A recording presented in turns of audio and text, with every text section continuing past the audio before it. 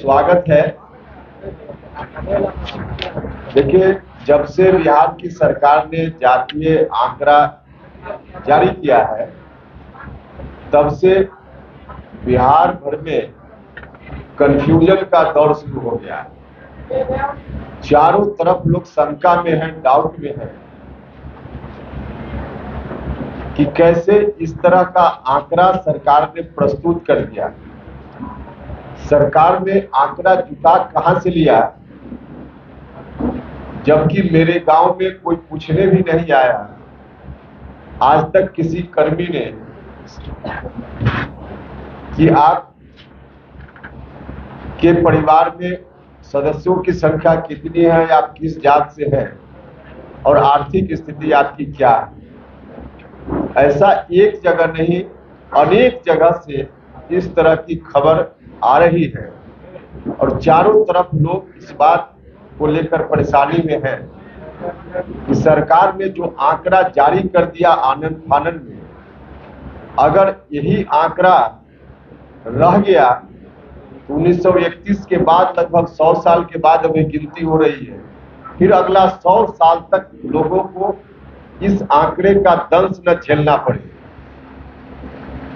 तो इसलिए हम लोगों का दायित्व तो बनता है कि लोगों का जो कंफ्यूजन है, उस कंफ्यूजन को लेकर हम अपनी आवाज सरकार के समक्ष उठाएं और सरकार से इस बात की अपेक्षा करें कि सरकार लोगों के डाउट का जवाब दे और जो भी गड़बड़ी इन आंकड़ों को जुटाने में हुई है, उस गड़बड़ी को दूर करे।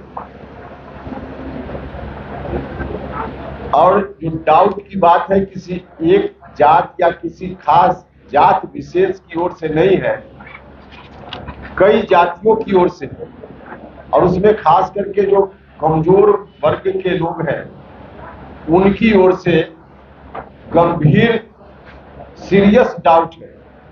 पटना के एक अखबार में खबर छपी है, जिस खबर के अनुसार सरकार ने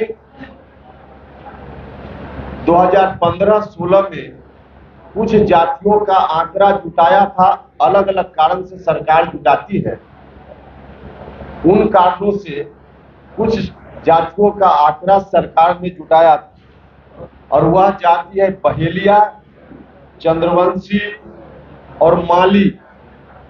इन तीन जातियों का आंकड़ा सरकार के उसी विभाग ने 2015-16 में जुटाया था, सामान्य प्रशासन विभाग, जिस विभाग ने अभी जातीय सर्वे भी कराने का काम किया है।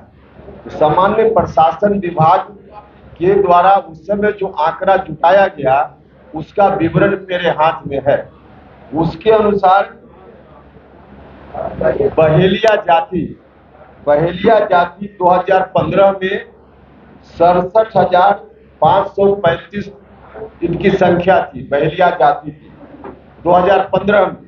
और अभी जो आंकड़ा जारी हुआ है उसमें 8,026।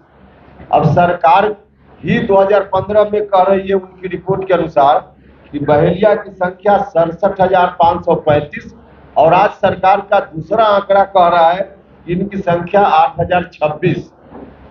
ठीक उसी तरह से चंद्रवंशी, जिनको कहीं कहीं कहार भी कहा जाता है, इनकी संख्या 2015 में 30,32,800।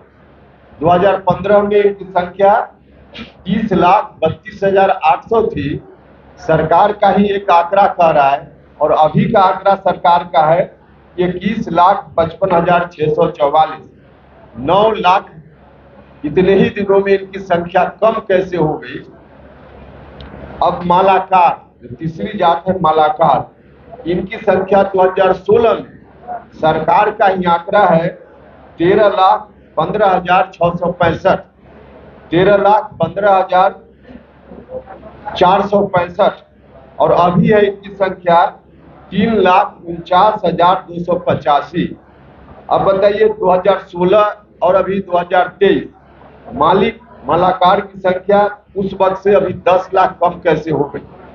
तो यह तो सरकारी आंकड़ा है उस वक्त का और आज का।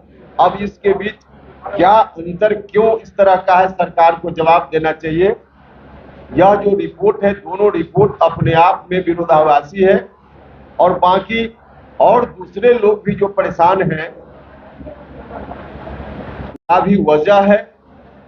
अब सरकार का कहना है कि जात की गिनती उन्होंने बताई है और सरकार अब कह रही कि आर्थिक सर्वे भी हमने कराया है, आर्थिक सर्वे करा लिया है, आंकड़े हमारे पास आ गए हैं, कुछ दिनों के बाद उसकी रिपोर्ट हम जारी करेंगे, सरकार का ऐसा कहना है। जब सरकार कह रही कि आंकड़ा जुटा लिया, कैसे जुटा लिया?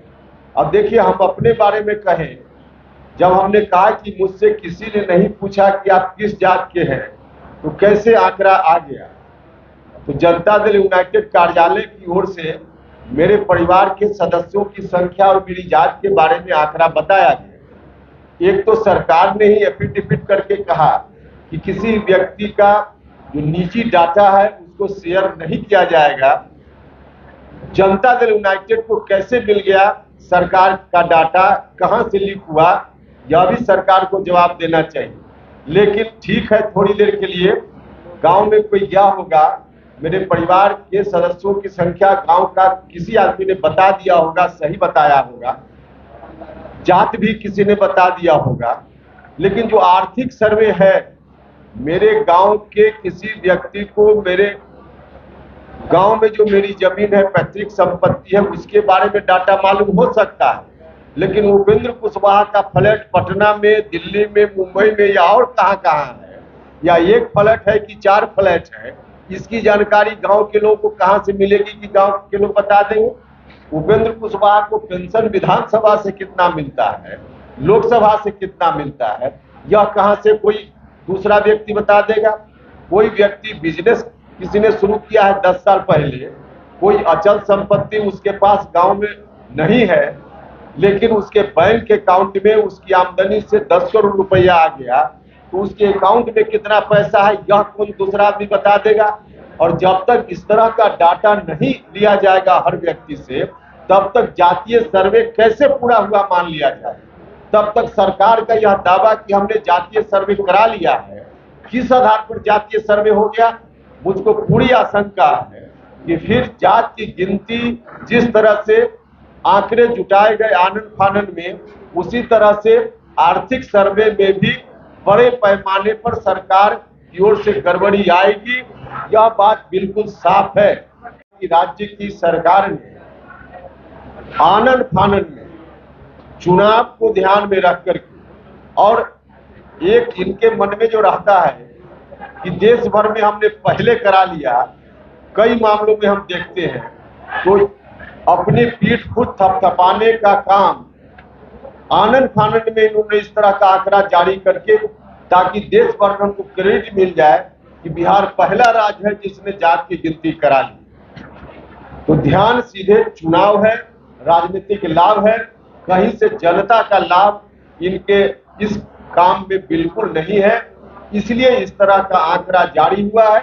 यह आंकड़ा पूरे तौर पे जाली है, फर्जी है, घर में बैठकर बनाया गया आंकड़ा है, लोगों के बीच जाकर बनाया हुआ आंकड़ा नहीं है, इसलिए यह आंकड़ा सही नहीं है।